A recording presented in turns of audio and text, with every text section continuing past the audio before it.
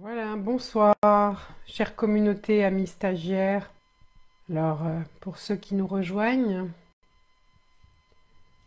notre communauté Facebook, nos amis, nos stagiaires, soyez les bienvenus pour ce live où nous vous présentons une des deux formations de notre école Melchizedek, l'école Melchizedek de Christelle Cheya, où nous formons des accompagnants énergéticiens Melchizedek, et nous allons vous parler du coaching dans les portails d'ascension de l'être solaire. Voilà. Donc c'est un stage un peu particulier parce qu'il va vous demander tout d'abord des prérequis. Le premier prérequis, c'est d'avoir participé au saut d'unité quantique en visioconférence, d'avoir été formé par moi, puisque je forme pas seulement un niveau de base, je forme un niveau complet qui vous permettra aussi par la suite de transmettre l'enseignement des sauts d'unité quantique. Si vous voulez de plus amples informations sur les sauts d'unité quantique, vous pourrez retrouver cela facilement, ainsi que sur les portails de rédemption de solarisation, donc les portails d'ascension de l'être solaire, sur notre site www.crystalchaya.com. Vous avez différents onglets, et parmi ces onglets, vous avez informations. Quand vous cliquez, vous tombez sur les portails, et vous tombez aussi sur un texte que j'ai écrit sur les sauts d'unité quantique. Voilà.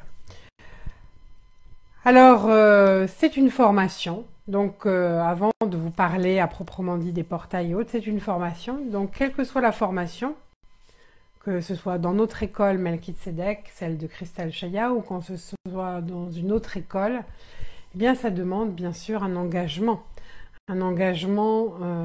de présence et aussi un engagement de travail. Ça demande un approfondissement. Alors, pas seulement un approfondissement théorique, mais ça va vous demander aussi un approfondissement de contact avec vous-même. Et quand on parle des portails d'ascension de l'être solaire, eh bien on pense immédiatement à des unités de guérison, à des centres de guérison. Et on va guérir quoi? On va guérir toutes les blessures de notre être solaire. Et ces blessures de notre être solaire représentent notre karma racine, notre karma avant la Terre.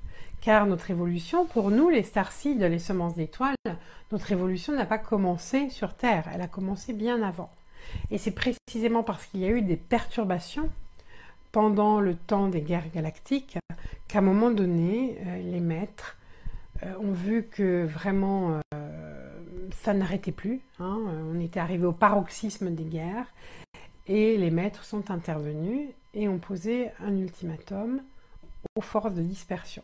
En disant voilà, maintenant ça suffit, il y a trop de souffrance, et ils ont proposé le plan Terre. Vous retrouvez d'ailleurs tout ce qui s'est passé avant la Terre et vous comprendrez pourquoi il y a eu le plan Terre et vous comprendrez aussi ce que nous vivons actuellement. Vous pourrez faire les liens grâce à ce livre, Mémoire d'Orient, aux éditions Ariane, que j'ai canalisé et aussi que j'ai coécrit avec Marc Vallée, qui est le directeur des éditions Ariane. Avant cela, aux éditions Ariane, j'avais écrit les 3 conclaves. Quand je dis écrit, canalisé, je rappelle quand même un peu le contexte des conclaves. Ils ont été canalisés publiquement à Paris, devant des centaines de personnes, sur 3 jours et demi. Donc c'était un vrai marathon énergétique. Écrire un livre en 3 jours, c'est de l'ordre du miracle, de l'inédit. Alors pendant 3 jours et demi, il y a eu donc canalisation et ça a été retranscrit dans 3 livres, les conclaves. Il fallait que ces conclaves aient lieu avant la transmission des Mémoires d'Orient. Mémoires d'Orient, c'est pas qu'une histoire extérieure comme ça que l'on pourrait raconter ou imaginer comme un film de science-fiction. Les Mémoires d'Orient, il s'agit d'un vécu.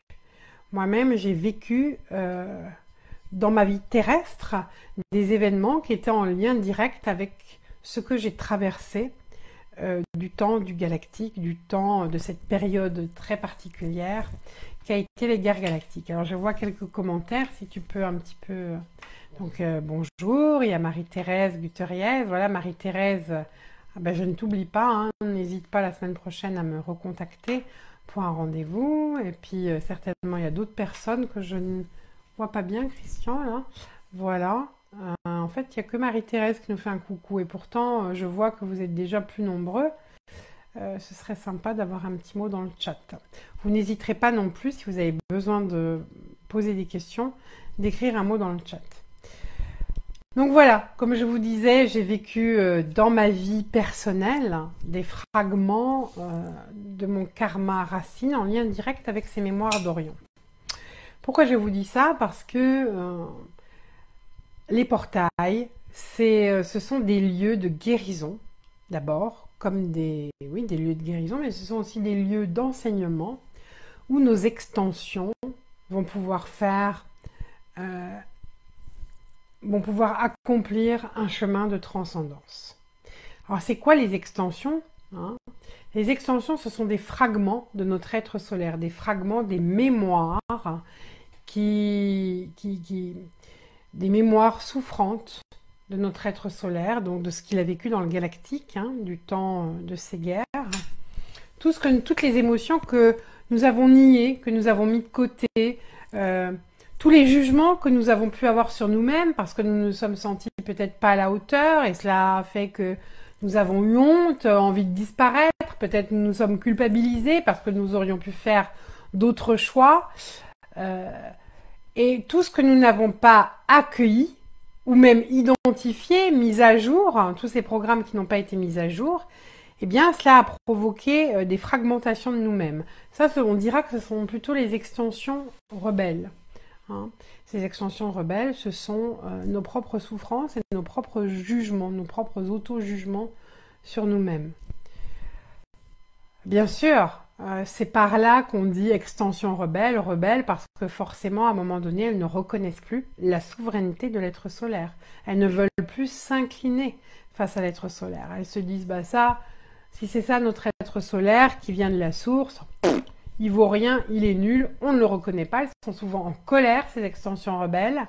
Et parce qu'elles ont été en colère, parce qu'elles ont des failles, des fêlures émotionnelles, eh bien, ces failles, ces fêlures servent de porte d'entrée aux forces de dispersion, aux forces involutives qui les manipulent, hein, et avec qui elles ont contracté des contrats. Elles ont des liens et des contrats. Et puis, avant les extensions rebelles, avant même que se forment des extensions rebelles, s'il y a d'ailleurs eu des extensions rebelles, des auto-jugements, eh bien, c'est parce qu'il y a eu des extensions victimes. Alors, c'est quoi une extension victime? Eh bien, tout simplement, l'être solaire était sorti de la source. Ses premières expériences de vie, ça s'est passé dans les étoiles. Et au départ, peut-être, tout était beau, tout était unité. Il avait tout en lui, l'être solaire. Il avait cette Trinité sainte, ce germe un divin de nature christique. Et parce qu'il y a eu des troubles, vous comprendrez le pourquoi comment si vous lisez les mémoires d'Orion, eh bien à un moment donné, il s'est retrouvé confronté ou même en affrontement direct avec des forces de dispersion, des forces involutives qui l'ont capturé. Il a perdu son alignement parce qu'il a été troublé par ses propres émotions, par ses peurs, par ses projections, par ses certitudes aussi, ou par ses doutes. Et ça a permis aux forces involutives de le kidnapper et de l'amener dans des laboratoires pour lui extraire des codes, pour l'ausculter, pour modifier son génome, pour apporter des structures leurres qui allaient changer le plan de construction de son ADN, etc. Et quand l'être solaire se trouvait comme ça sur une table d'opération, bien sûr, vous imaginez les tensions qu'il pouvait avoir, hein, la peur de mourir, la peur de se faire intruser. Et les peurs ont fait qu'à un moment donné, lorsqu'il était ausculté, lorsqu'il était regardé, eh bien, il y a une sauvegarde qui se mettait en place, c'est-à-dire l'être solaire disparaît de la table d'opération, mais comme il disparaît dans une émotion de peur, eh bien, tout ça, toute l'information de son ADN est restée là sur la table d'opération et les forces de dispersion ont récupéré l'information, la mémoire de son ADN et ont commencé à travailler sur cette mémoire de l'ADN. Et comme ça, se sont créées les extensions. Les extensions, c'est comme des fragments, des bouts qui, par la peur, ces morceaux de l'être solaire, si je puis dire ainsi, sa mémoire d'ADN, elle a été finalement mise entre les mains des belligérants, des forces involutives, justement parce que l'être solaire était dans la peur. Je me souviens que Cristal Chaya nous a déjà raconté que quelquefois, pendant les guerres galactiques, il a été kidnappé, il a été amené sur des tables d'opération, mais quand on essayait de lui introduire des implants, des structures leurres, des hologrammes leurres, etc., tout cela se solarisait automatiquement parce qu'il n'était pas dans une émotion négative, il n'avait pas de jugement non plus, ni sur lui-même, ni sur ces êtres qui étaient aux ordres. Et ce qui fait qu'ils n'ont jamais pu récupérer l'information de son ADN. Eh bien, nous, lorsque nous avons été êtres solaires, nous n'étions peut-être pas suffisamment aguerris, nous n'avions pas l'habitude d'entrer en contact avec des forces agressives, belliqueuses, et nos émotions de peur ont fait que justement, elles ont récupéré de la mémoire de notre ADN, ces familles involutives, et elles ont travaillé dessus. Et quand les forces involutives peuvent accéder à la mémoire de l'ADN, eh bien, je dirais c'est comme une technologie de magie noire. L'aura, le rayonnement de l'être solaire a été parasité. Il a diminué. Donc l'être solaire est devenu plus vulnérable. Plus pénétrable. Et il a eu l'illusion de se sentir séparé de la source. Et parce qu'il a eu illusion, il s'est aussi identifié à cette illusion. Et il a créé. Il a créé en fonction de cette illusion. Donc il s'est senti coupé de la source. Voilà, donc je vous dis que dans ces portails d'ascension de l'être solaire, eh bien, ces portails ont vraiment pour vocation d'aller soigner nos extensions, d'aller libérer, mettre à jour ces programmes non identifiés, des souffrances de notre être solaire, les mettre à jour et les solariser par la voie d'abord de la transcendance, la voie de la rédemption. Nous avons donc 3 portails de rédemption qui ont été créés et dans d'autres dimensions et qui ont été ancrés sur Terre, sur des lieux précis de la planète, qui sont généralement de grands vortex de la Terre. Aujourd'hui, nous avons des protocoles. Je vous dirai d'abord comment ces protocoles ont été créés. Les tout premiers portails, d'ailleurs je me souviens pendant les conclaves, le tout premier conclave, le 11-11, je savais que je devais aller ouvrir un portail le 21-12-2012 au Pérou, à la porte d'Aramumureu. Mais quand les maîtres au conclave disaient les portails de rédemption, je me demandais mais pourquoi ils parlent au pluriel? Moi j'étais au courant que du premier portail qui allait s'ouvrir, le portail du Pérou. Ensuite j'ai compris que c'était que le début, que le début de l'ouverture et de la célébration de 12 portails. Des portails de rédemption, 3. 2 trilogies de portails de solarisation. Nous venons de clôturer en 2020 la dernière trilogie avec le Bugarash. Et puis, nous nous préparons progressivement après notre voyage en Égypte, et je vous dirai 2 mots sur ce voyage qui est prévu au mois de novembre 2022 avec notre partenaire Oasis Voyage l'éveil des mondes, hein, l'éveil au monde avec Éric Grange. En tout cas, je sais qu'après ce voyage en Égypte, nous allons commencer à entrer dans les énergies des 3 prochains portails. Ce sont les derniers portails qui concerneront plus particulièrement les couples par être. C'est aussi une des réalités de l'être solaire. Mais revenons donc sur ces portails. Donc au Pérou, ça a été le premier portail, le 21/12/2012. C'est une date anniversaire. Hein. On appelle cette date le grand rassemblement. Alors c'est pas forcément que physique ce grand rassemblement. Il ne s'agit pas juste de se retrouver entre nous, de se prendre dans les bras, de se faire des hugs et de se dire voilà, je te vois, je te reconnais, tu es de ma famille, je t'ai connu dans d'autres vies, etc. Non, le grand rassemblement, c'est encore bien plus profond que cela. C'est le rassemblement de ces extensions, de ces fragments de notre être solaire, que les chamans appellent fragments d'âme. Alors, est-ce qu'il y a une différence entre les fragments d'âme et les extensions? Oui, il y a une différence majeure. Quand on parle de fragments d'âme dans la culture plus chamanique, on parle de fragments qui sont des mémoires de nos incarnations terrestres. Quand on parle des extensions, ce sont aussi des fragments de mémoire karmique, de notre karma racine, mais qui concernent uniquement notre karma galactique, notre vie avant la Terre dans les étoiles. Alors, la bonne nouvelle, c'est qu'on ne peut pas créer de nouvelles extensions, puisque les extensions, c'est la mémoire de notre passé galactique.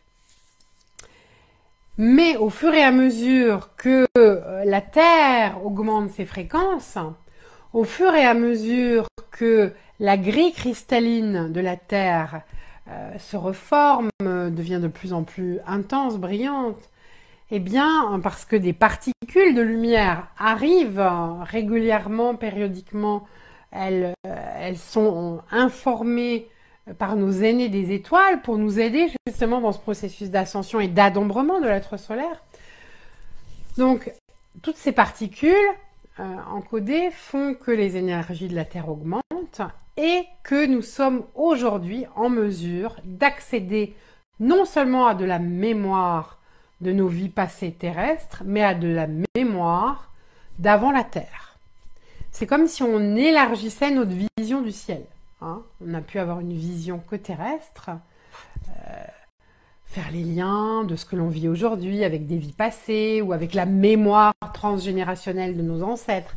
Mais là, moi je vous propose une mémoire transgénérationnelle beaucoup plus vaste. Il s'agit de notre arbre racine. L'arbre racine de notre terre, de notre humanité terrestre, eh bien, cet arbre racine existe. C'est même le mariage de 2 arbres qui sont 2 grandes familles. La famille qui est Kéopsis, c'est la famille Belachatan. Hein. Je dirais que c'est l'histoire ou la mémoire de nos origines. Et dans cette mémoire originelle, eh bien, on se rend compte qu'un rayonnant aurait dû s'incarner, aurait dû naître, mais comme il y a eu des perturbations, eh bien, l'être solaire naît hybridifié, il naît métissé, et il a tout un parcours, un chemin de transcendance à trouver. C'est l'archétype de Shaaminra. Hein. Shaaminra, c'est l'humanité. C'est vais-je m'accepter tel que je suis? Vais-je faire de mes faiblesses mes forces, de mes déficiences mes excellences? Et comment je vais y parvenir? Par ce chemin. Et ce chemin, on le retrouve aussi dans les portails, parce qu'il y a une graduation dans ces portails. Les portails de rédemption, hein, où dans le premier portail, par exemple, les extensions arrivent et elles sont dans un affolement émotionnel. Je vais vous donner un exemple humain, vous allez comprendre. Imaginez quelqu'un qui se fait violer, qui serait enfermé dans un endroit et qui se ferait violer à répétition. Ben, si tout d'un coup des forces de l'ordre débarquaient et libérerait cette personne qui se fait violer à répétition, et ben, quand elle arriverait à l'hôpital, ben, on l'ausculterait, voir si elle aurait des lésions, ben, forcément, physiquement, elle aurait certainement des perturbations, mais pas que physiquement, aussi émotionnellement, psychologiquement. Donc imaginez dans quel état nos extensions victimes, celles qui se sont fait torturer, martyriser, et ça recommence perpétuellement comme un mauvais rêve, bah, elles sont dans un état aussi bien anatomiquement, hein, elles sont atteintes, elles ont beaucoup de lésions, elles ont des implants, elles ont des structures leurres, elles sont très perturbées et limitées, et elles sont dans peur, hein. Elles sont dans un grand trauma. Donc la première des choses qu'on fait dans ce premier portail, par exemple, on va séparer les extensions victimes de leurs agresseurs, c'est-à-dire généralement les reptiliens qui leur ont inoculé des codes, qui les ont auscultés, qui les ont surveillés, etc. Donc il y a déjà une séparation. Mais du côté des reptiliens, bah, c'est la panique à bord aussi. Pourquoi? Parce qu'ils se disent « Ouh là là, ouh, si on est dans un portail comme ça, on vient de se faire piéger. Oh, si on arrive à sortir de ce portail, parce qu'on leur propose, les maîtres leur proposent, ils ne sont pas obligés de rester, c'est pas des prisonniers de guerre, pas du tout. Eux, ils croient un peu ça au départ, mais on leur dit « Vous êtes libres ». La notion de liberté, c'est aussi un concept qu'ils ne connaissent pas trop et qui leur fait perdre leurs repères. Donc ils sont angoissés, ils disent « Mais si on retourne chez nous, voir nos chefs, nos dirigeants des forces de dispersion, bah on va être dégradés. Hein, on va prendre pour notre grade parce qu'ils diront comment, vous n'êtes plus avec les extensions, vous ne faites plus votre travail. Donc ils ont très très peur. Très peur des conséquences de ce qui se passe là. Ils disent d'un côté on veut pas rester là, nous on n'a pas envie. Ils ont aussi des croyances. Hein, on veut pas rencontrer par exemple Sananda, le Christ. On va brûler sinon. Et en même temps on veut pas retourner chez nous parce que on va nous demander des comptes. Et donc ils sont très mal à l'aise avec ça. Ils sont très agités émotionnellement et il va falloir les calmer aussi. Avant de rentrer dans le deuxième portail de rédemption, il va falloir aussi qu'ils apprennent à se regarder, les victimes et les agresseurs. Il va falloir qu'ils acceptent que finalement, ils vont être appelés sur les mêmes bancs de l'école, Melchizedek, puisqu'ils vont vivre les mêmes initiations. Les initiations vont commencer avec le deuxième portail de rédemption, puisque dans ce portail, aussi bien nos extensions victimes que nos chers reptiliens qui se sentaient piégés dans le premier portail, ils vont devoir apprendre à lâcher leurs anciens repères, l'obéissance, être aux ordres, parce que si je fais bien ce qu'on me dit de faire, bah, je gagnerai du galon, et si je fais pas bien ce qu'on me dit de faire, ben, je risque la punition. Il faut lâcher tout ça et leur apprendre autre chose, l'allégeance, s'incliner, lâcher prise, accepter sa vulnérabilité. Et pourquoi? Pour recevoir par les mères divines le souffle. Et dans ce souffle, il y a des particules qui portent la trinité du germe 1. Et cette trinité, nos extensions, elles en ont été coupées, perturbées par tous les implants et tout ça. Il n'y a plus d'équilibre de cette trinité sainte. Et les involutifs, les reptiliens et autres qui étaient aux ordres, les exécutants, eh bien eux, ils n'ont même jamais reçu ce germe divin. On les a privés de cela pour qu'ils restent des esclaves, pour qu'ils restent des exécutants. Et là, ils vont recevoir pour la première fois le germe divin. Et quand ils reçoivent ça, eh bien, ils reçoivent en même temps une qualité féminine qui est l'empathie. Parce qu'évidemment, s'ils n'ont pas reçu le germe 1, ils n'ont pas appris à ressentir, ils ont appris à fonctionner comme des robots. Là, ils vont ressentir. Et la première des choses qu'ils vont ressentir, c'est leur propre souffrance.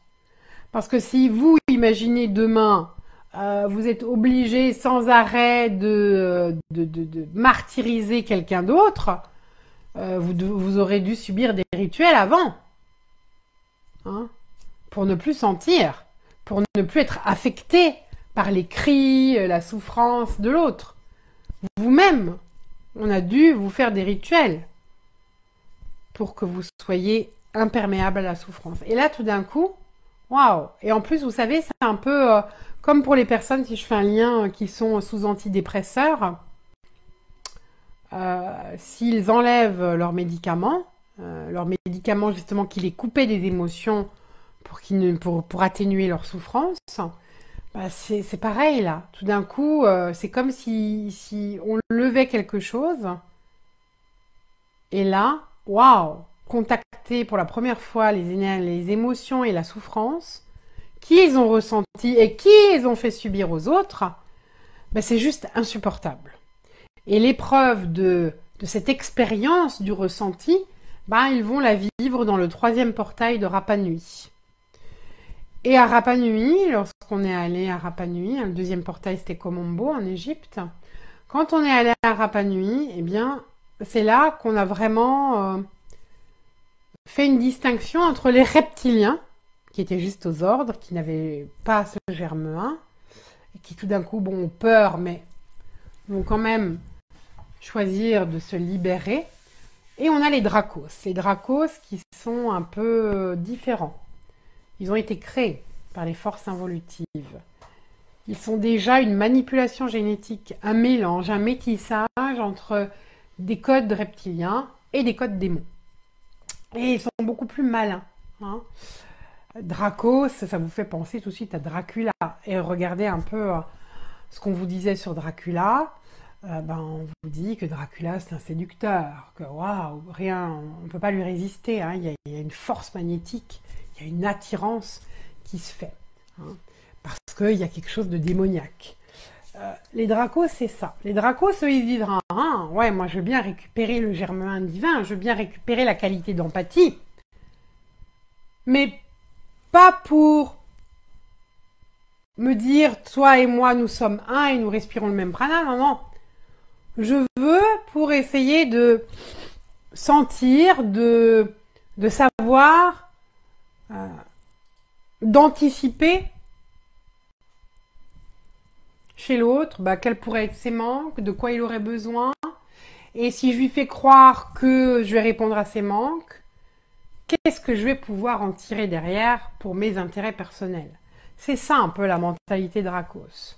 Et bien sûr, les Dracos, eux, ils refusent de ressentir la souffrance. C'est insupportable. C'est un peu comme les pervers narcissiques, hein. Donc, on s'est rendu compte que ces Dracos n'arrivaient pas à passer le portail de Rapa Nui, hein. Ils ne veulent pas cette solarisation. Il a fallu attendre et faire tout un parcours initiatique dans les portails, hein, y aller graduellement, avec tout un plan d'éducation Melchisédek pour arriver enfin au portail du Bugarash, qui est quand même le 9e portail, hein, sur 12, avec la solarisation des inhibiteurs à l'intérieur même des codes Dracos. Il faut attendre là pour que les Dracos commencent à lâcher prise et à dire « Ok, peut-être qu'il va falloir qu'on apprenne aussi à s'incliner, à changer nos perspectives, à servir plutôt que de vouloir asservir et se servir, hein. » Voilà, donc il y a tout un parcours. Et à quoi ça va servir finalement d'aller dans les portails, vivre ces protocoles? Eh bien, c'est parce qu'à l'intérieur de nous, nos extensions, elles nous révèlent quoi? Qu'à l'intérieur de nous, il y a cette cohabitation de deux courants, de deux forces pensées. Une partie de nous est plutôt stimulée ou appelée à servir les autres, le bien commun, à aider, à être dans l'empathie, dans le lien d'amour, dans la compassion, dans le discernement aussi. Puis il y a une autre part de nous-mêmes qui, elle, justement, va être plus individualiste, chacun pour soi, l'esprit de compétition. D'ailleurs, l'éducation qu'apportent nos sociétés aujourd'hui, c'est plutôt des sociétés basées sur la compétition, sur la consommation, plutôt que la collaboration, que l'interreliance. Hein. On exploite une terre, par exemple. Hein. On n'est pas on exploite tellement la terre qu'on est prêt à la polluer pour plus de rentabilité, mais quand on la pollue, on finit par épuiser ses ressources. Donc on n'est pas dans dans cette vision intégrale de la vie. Hein. Cette partie en nous, elle est plutôt de nature involutive. Alors on pourrait dire, ben c'est pas un cadeau, hein, d'avoir deux courants là, parce que ça fait comme deux forces contraires qui se font la guerre et qui se tiraillent, hein, dans un premier temps. C'est ce que nous avons expérimenté depuis des siècles. Mais ce qui va devenir intéressant, c'est de pouvoir réunifier. Parce que si on arrive à réconcilier, et même si la part christique, cette part qui porte le germe, si elle se rééquilibre, parce qu'elle s'est aussi déséquilibrée, cette trinité d'amour, si elle se rééquilibre, si elle revient à sa norme, à son origine, à son essence originelle, à cet élan du cœur, complété par le discernement, la vision juste et intégrale, eh bien, elle devient, cette part de nous-mêmes, elle devient roi, reine. Et elle va commencer à pouvoir s'occuper de l'éducation de ces parts involutives. Les éduquer selon la conscience Melchizedek. Et quand ces parts involutives, elles sont éduquées à l'intérieur des portails, eh bien, on peut avoir la perspective d'un nouvel espoir. Ça veut dire qu'il y a des mondes sombres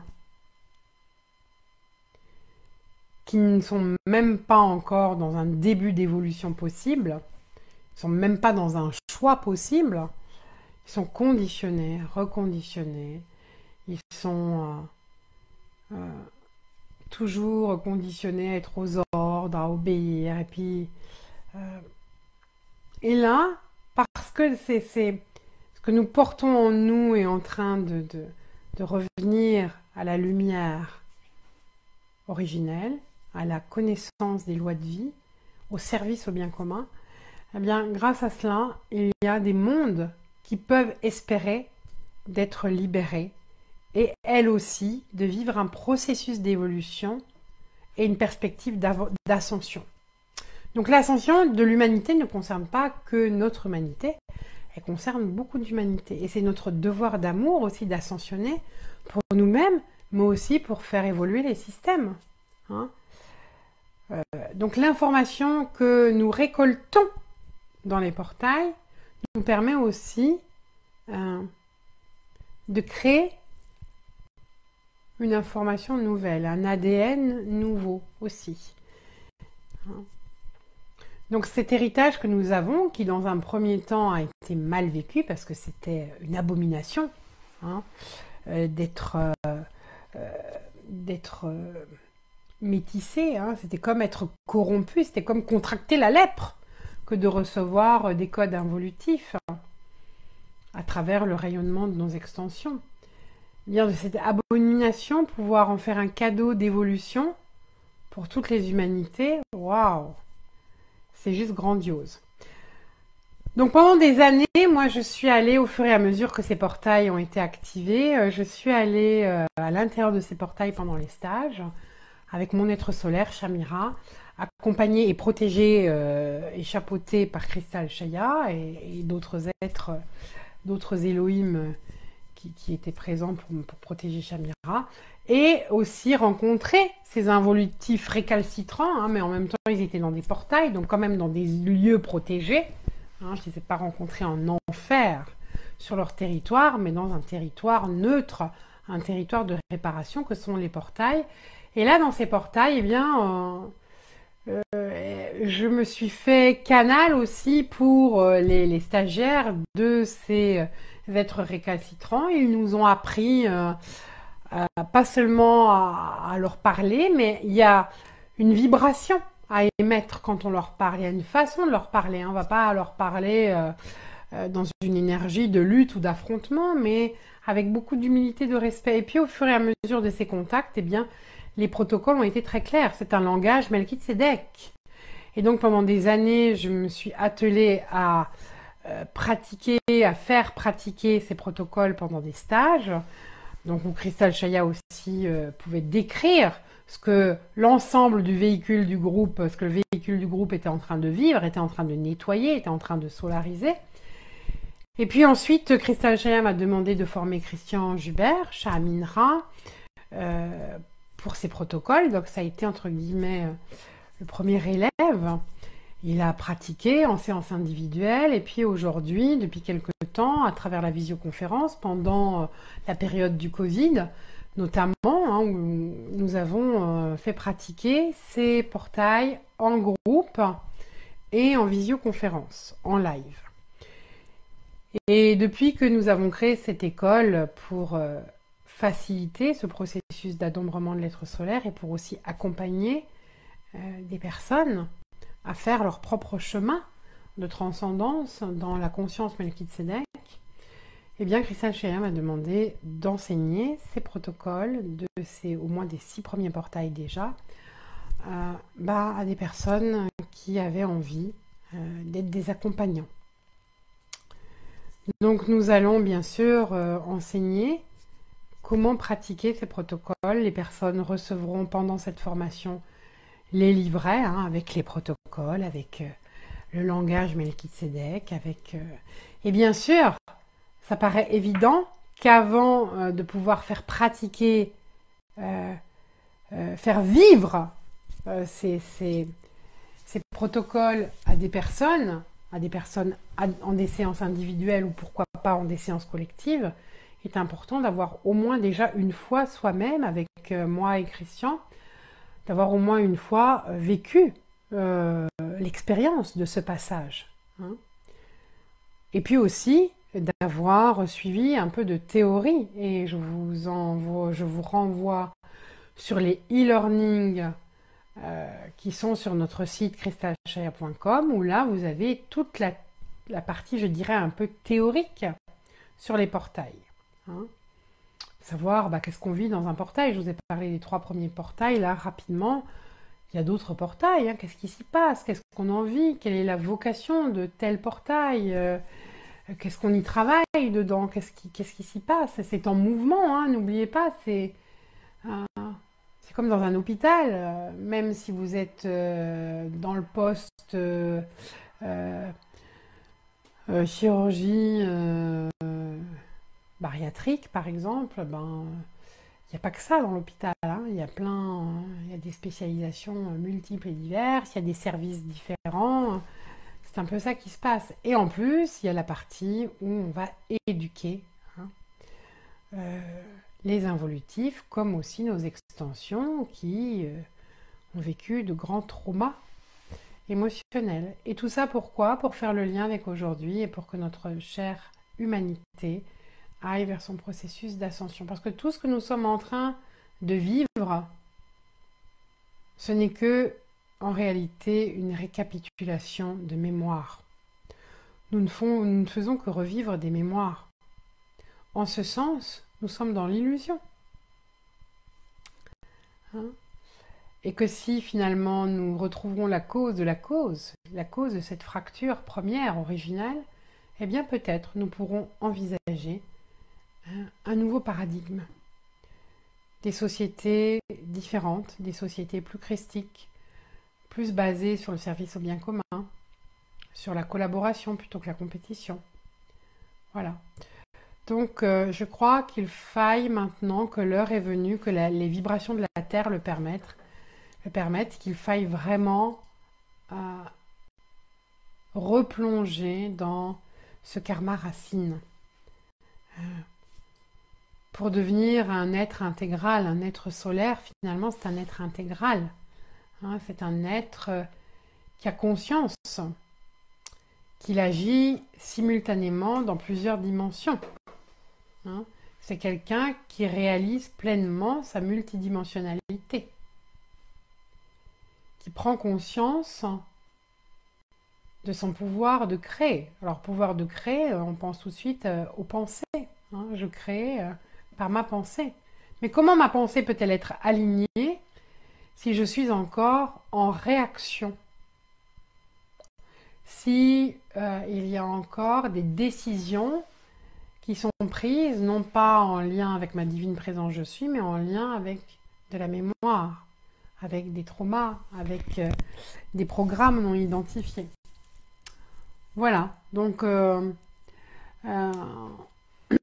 voilà ce que j'avais envie de vous partager. Alors cette année, les premiers portails, ce sera le 23, 24, 25 septembre. Donc j'appelle notamment tous ceux qui ont déjà pratiqué les portails, qui ont expérimenté les portails, qui ont peut-être même participé à des voyages où nous avons activé des portails sur des vortex majeurs de la Terre. Donc à venir, parce que demain, devenir un accompagnant, faire passer les portails, les protocoles à des personnes, ça veut dire quoi? Ça veut dire aussi leur amener cette conscience que nous avons existé avant la Terre, et puis c'est aussi les amener à connaître cet enseignement inédit qui est celui de Crystal Shaya, tellement inédit que d'ailleurs Orion Recall est maintenant traduit en anglais et va être diffusé aux États-Unis. Et j'en suis particulièrement fière parce que habituellement, ce sont des channels américains qui viennent apporter aux Européens la nouveauté. Et là, c'est un canal français et un maître comme Crystal Shaya qui va amener quelque chose d'inédit aux Américains, puisque les Américains, on le sait, montrent les reptiliens, voilà, ça c'est les méchants, ça c'est les gentils, hein, c'est-à-dire c'est les humains les gentils, les reptiliens les méchants, etc., etc. C'est pas tout à fait comme ça que ça se passe, même s'il y a une part de vérité. Aujourd'hui, on nous demande justement d'aller vers ce grand rassemblement et d'arrêter de dire ça c'est les gentils, ça c'est les méchants, hein. Il faut développer un peu plus sa pensée. Et si nous voulons aussi que les choses changent, que nos gouvernants soient plus dans le respect de leur population, eh bien, il va falloir aussi qu'on aille voir à l'intérieur de nous les luttes de pouvoir, hein, parce que toutes ces forces qui se tiraillent à l'intérieur de nous, quand elles vont se réconcilier, s'apaiser, forcément, ça va se manifester à l'extérieur de nous, dans notre humanité, dans notre monde. Voilà, donc voilà ce que je voulais partager avec vous. Et nous allons aller, bien sûr, en Égypte. Je veux juste vous donner un petit extrait pour finir du message de Crystal Shaya. Au mois de novembre 2022, pendant la période de la pleine lune, nous irons en Égypte, dans la pyramide de Khéops, et également dans les temples solaires d'Abou Sir et d'Abou Gorab, des sites exceptionnellement ouverts pour vous. C'est-à-dire, il n'y a personne généralement qui visitent ces sites. Ils sont entièrement privatisés pour nous. Ces temples ont des énergies particulièrement propices à activer le principe de solarisation au cœur du Sacré-Cœur de la cellule d'ADN. Leur géométrie sacrée favorise l'activation de certains brins d'ADN encore endormis et amplifie la connexion avec l'être solaire. Nous y vivrons des rituels solaires afin d'éveiller le cobra or des couples divins. Nous irons pratiquer un rituel de solarisation à l'intérieur de la pyramide de Khéops pour une remise à la norme de tout ce que les forces de dispersion ont bloqué dans certaines zones du cerveau comme la pinéale, la cave de Brahman, ainsi que le striatum. Nous procéderons à une harmonisation énergétique sur le corps solaire du collectif humain. Vous pourrez lire, si vous allez sur le site d'Oasis, vous pourrez lire le message en entier.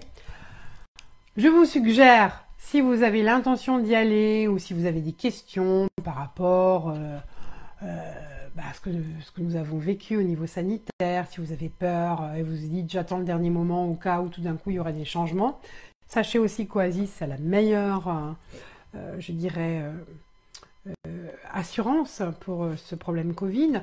Moi, je vous invite à aller discuter avec Eric Grange au téléphone et avec toute son équipe, prendre des renseignements, peut-être poser une option sur le voyage, hein, aussi pour vous faire connaître, pour dire « Eh, voilà, moi, ce voyage-là, il m'appelle, il m'intéresse, j'hésite peut-être encore un peu, mais au moins, on saura que vous existez. » Et puis, vous allez poser un acte. quand vous posez un acte, eh bien vous permettez aussi à ce que des éléments bougent dans l'invisible. Hein. Quand vous posez un acte, eh bien vous permettez aussi de recevoir de l'aide par vos guides, par les maîtres, par vos protecteurs invisibles que sont vos anges gardiens. Voilà. Donc j'espère vous retrouver nombreux sur ce voyage. Et quand Oasis Voyage parle d'une privatisation, c'est une vraie privatisation. J'ai déjà été avec eux plusieurs fois en Égypte. Quand je suis dans la pyramide de Khéops avec le groupe, il y a un vrai travail qui se fait. Nous sommes tout seuls. Nous pouvons chanter des mantras, je peux faire le travail, on me laisse tranquille. C'est un vrai travail initiatique qui se fait. C'est pas juste une petite visite de 5 minutes, on rentre dans la pyramide et on ressort. Non, non, pas du tout. Hein. Et le sphinx, on est à côté du sphinx, on peut le toucher, ce qui ne se passe jamais dans d'autres voyages. J'insiste là-dessus. Et dans les temples que nous allons voir, nous allons vivre des rituels solaires avec mon être solaire Shamira et avec les maîtres qui sont pour certains des couples parèdres qui s'unissent ensemble et qui activent des cobras qui vont nous transmettre aussi de l'information dans notre propre colonne vertébrale. Hein. Ce sont vraiment des rituels de préparation à l'éveil de notre être solaire. Voilà ce que je voulais partager avec vous. J'ai dit beaucoup de choses. Je pensais en dire un peu moins ce soir. D'habitude, c'est plus rapide, mais je pense que c'était important qu'il y ait cet échange. Vous avez beaucoup de vidéos gratuites sur notre site cristalchaya.com. Celle-ci sera également mise sur notre site. Vous pouvez les voir. J'ai aussi fait une vidéo récemment sur naissance et progescence de l'être solaire. Je vous invite aussi à la regarder. Vous pouvez accéder, comme je vous l'ai dit, en cliquant sur un texte que j'ai écrit sur les portails, sur les sauts d'unité quantique, déjà pour avoir quelques informations. Si vous ne connaissez pas du tout cet enseignement et que vous le découvrez ce soir, n'oubliez pas les livres, les 3 conclaves aux éditions Ariane, et puis Mémoire d'Orion. Régulièrement, vous pouvez aller sur notre agenda aussi pour voir tous les stages qui sont pratiqués sur la région de Val d'Or, Ruffieux, Ruffieux dans l'Ain, voilà, des stages présentiels. Et puis, si vous voulez rester en lien avec l'enseignement de Cristal Chaya et que vous ne pouvez malheureusement pas participer à des stages présentiels, il reste les stages en visioconférence. Je vais reproposer un nouveau cycle à partir d'octobre sur le processus d'adombrement de l'être solaire avec Cristal Chaya, bien sûr, parce que c'est important, et ce ne sera pas en 2 soirées, mais en 3 soirées, avec une 3e soirée spécialement dédiée pour un soin collectif sur le corps du collectif de l'humanité solaire. Et au niveau tarif, il n'y aura pas beaucoup d'augmentation de prix, parce que 2 soirées, je vous rappelle, c'était 70 €. On pourrait imaginer 3 soirées, 35 € de plus, 105 €, mais non. Je maintiens à 75 €. 5 € de plus pour une soirée entière de plus et surtout pour faire un travail de guérison spirituelle sur le corps du collectif humain grâce notamment à la présence du crâne Amkara qui sera là pour ce travail. Donc voilà ce que je vous proposerai. Et pour ceux qui ne peuvent ni suivre les enseignements en présentiel ni en visioconférence, il vous reste toujours ce contact avec la lettre mensuelle qui est gratuite et que vous pouvez recevoir en vous inscrivant tout simplement sur la page d'accueil de notre site. Ainsi, vous recevez la lettre mensuelle et puis aussi, si vous le souhaitez, le programme des stages. Pour faire comme ça un petit rappel et pour vous tenir au courant de ce qui se passe. Merci à vous pour votre écoute. Je ne sais pas, Christian, s'il y a des questions. Il n'y en a pas, donc nous allons nous quitter. Et prenez soin de vous et à très bientôt. Merci beaucoup. Au revoir.